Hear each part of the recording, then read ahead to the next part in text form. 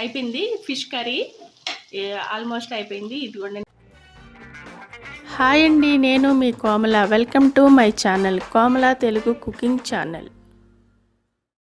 Hi friend, ఈరోజు నేను రూహు fish curry చేస్తున్నాను. దానికి కావాల్సిన ఇంగ్రీడియంట్స్ రెండు ఆనియన్స్ తీసుకున్నాను. ఈ సైజ్ ఆనియన్స్ అండి, రెండు కట్ చేసి పెట్టుకున్నాను. ఈ పేస్ట్ చేయాలి. గరం మసాలా, ధనియాల పౌడరు, జీలకర్ర పౌడరు, కొంచెం గరం మసాలా, కొంచెం కొబ్బరి తీసుకున్నానండి. కొబ్బరి తీసుకున్నాను ఫ్రెండ్. కావాలి పసుపు, కారం. పొయ్యి మీద వేసేటప్పుడు చూపిస్తాం. అల్లం వెల్లిపాయ పేస్ట్ కూడా దీంట్లోనే వేసేస్తున్నాను. 2 స్పూన్లు వేసానండి, ఎక్కువ వేయలేదు. ఇది అంతే. కొబ్బరి మిక్సీ పడుతున్నాను. ఇది బాగా పేస్ట్ చేసుకోవాలి ఫ్రెండ్. చేసుకున్న తర్వాత ఇది పౌడర్ వేసేస్తాను. అప్పుడు మెత్తగా నలిగిద్ది. నూనె పోస్తున్నాను, అందాజాగా పోస్తున్నానండి. ఇదేం మెజర్మెంట్ ఏం కాదు.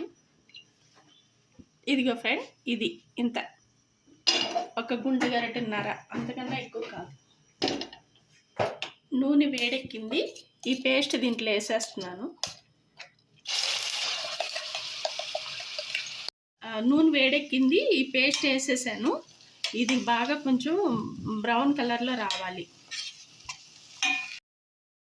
ఇదిగో ఫ్రెండ్, పసుపు వేస్తున్నాను. పసుపు మీ టేస్ట్కి తగ్గట్టు ఉప్పు వేసుకోండి. నేనైతే 1 స్పూన్ వేస్తున్నాను.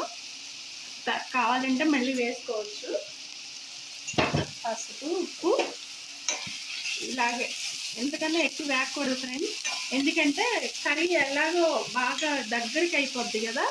ఇదిగోండి, కారం వేసేస్తున్నాను. కారం,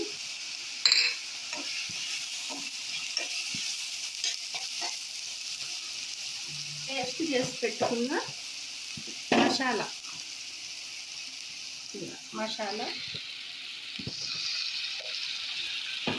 అన్నీ వేసేసాను. ఇదిగోండి, ఫిష్ పీస్ వేసేస్తున్నాను.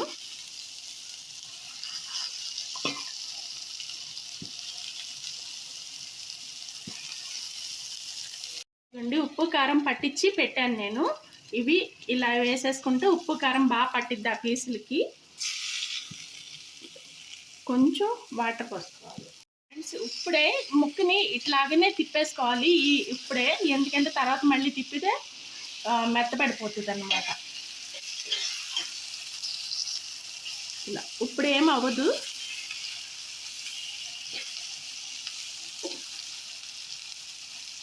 కొంచెం ఈ మసాలా కడిగిన వాటర్ పోస్తున్నాను.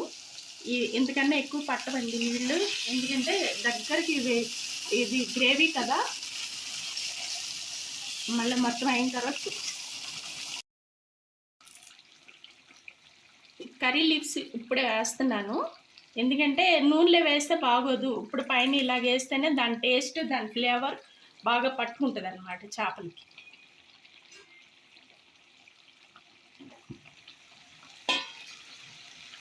సన్నగా పెట్టాలి ఫ్రెండ్.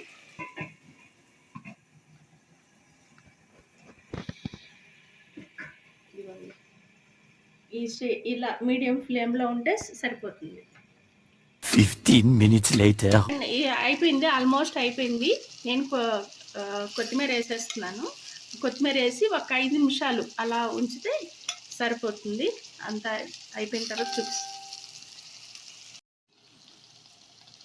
శీలావతి fish curry ready. ఇంతే అండి, నేను చేసే విధానం అయితే ఇట్లా చేస్తాను. ఏమైనా ఇందులో తప్పులు ఏమైనా ఉంటే మీరు కామెంట్లో పెట్టండి, నేను తెలుసుకుంటాను. ఇలాగే నేను చేస్తానండి ఫిష్ కర్రీ. నచ్చితే లైక్ చేయండి, షేర్ చేయండి, సబ్స్క్రైబ్ చేయండి. Okay, thank you.